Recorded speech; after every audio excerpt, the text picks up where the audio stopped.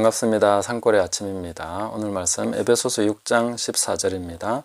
그런즉 서서 진리로 너희 허리띠를 띠고 의의 호심경을 붙이고. 아멘. 오늘은 이 의의 호심경에 대해서 교회적인 측면을 한번 살펴보도록 하겠습니다. 우리 의라고 하면은 굉장히 중요한 개념입니다. 하나님이 우리를 의롭다 하시기 위해서 예수님을 죽은 자 가운데서 살리시고 부활하게 하심으로써 주신 그거 아니겠습니까? 이 부분에 대해서 우리는 계속 배워왔고 또 많은 부분을 확인하고 또 든든히 서 있는 부분이라고 생각합니다. 이게 흔들리면 안 되는 것이죠. 그러나 이제 이 의에 대해서 또 다른 측면, 이 의의 호심경의 교회적인 측면도 굉장히 중요하다고 저는 생각합니다. 그동안 단독적인 측면, 하나님 앞에서 내가 홀로 의롭다함을 받는 것에 대해서 많이 생각해왔고 또 그렇게 배워왔다면 이제는 교회적인 측면도 깨달아야 되고 이 부분이 무엇인가에 대해서도 더 많이 연구하고 그렇게 지금 계속 발견해 나가야 되는 대목이라고 생각을 합니다. 그래서 이 부분을 한번 살펴보겠습니다. 먼저는 우리가 심판을 받을 때조차도 단독으로 심판받지 않는다 하는 것에 대해서 성경이 어떻게 말해주고 있습니까? 마태복음 12장에 보시면 41절에 심판 때에 니느웨 사람들이 일어나 이 세대 사람을 정죄하리니 이는 그들이 요나의 전도를 듣고 회개하였음이거니와 요나보다 더 큰 이가 여기 있으며. 자, 우리는 심판받을 때 장면은 항상 혼자서 법정에 서서 하나님 앞에 심판받는 것, 이걸 많이 생각합니다. 그런데 예수님이 말씀하실 때는 이 다른 사람들이 우리에 대해서, 나에 대해서 뭔가를 증언을 한다는 그런 내용이 나온다는 것입니다. 42절에도 보시면 심판 때에 남방 여왕이 일어나 이 세대 사람을 정죄하리니 이는 그가 솔로몬의 지혜로운 말을 들으려고 땅끝에서 왔음이거니와 솔로몬보다 더 큰 이가 여기 있느니라. 아멘. 자, 이런 내용입니다. 그러니까 혼자서 심판받는 게 아니네.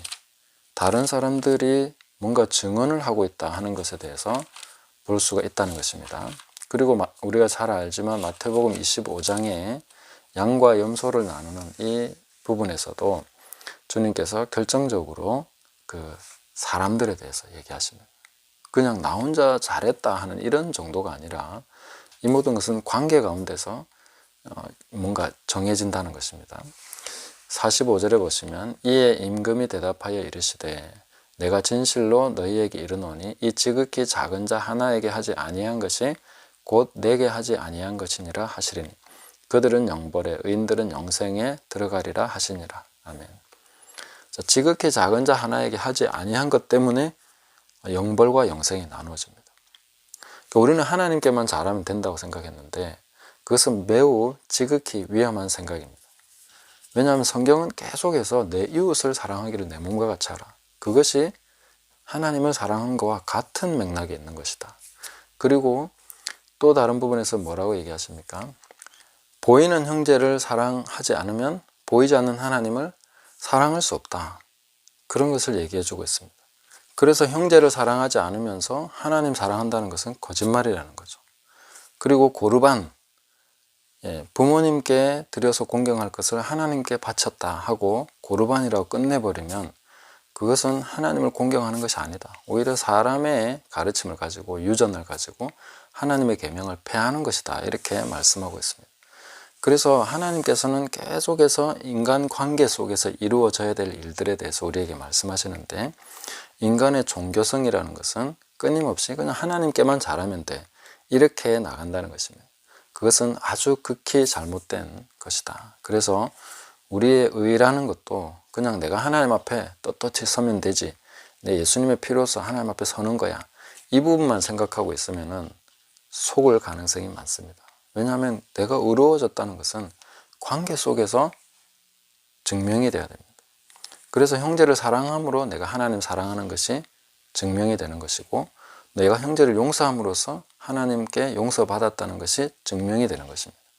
이것은 따로 될 수 없는 것이기 때문에 우리가 의의 호심경에 대해서 생각할 때도 이것은 반드시 관계 가운데서 증명돼야 되고 그리스도의 몸의 무장으로서 우리가 이해돼야 될 그런 아주 중요한 부분, 전부는 아니라 하더라도 아주 중요한 측면이 있다는 것에 대해서 놓쳐버리면 안 되겠다 하는 것입니다.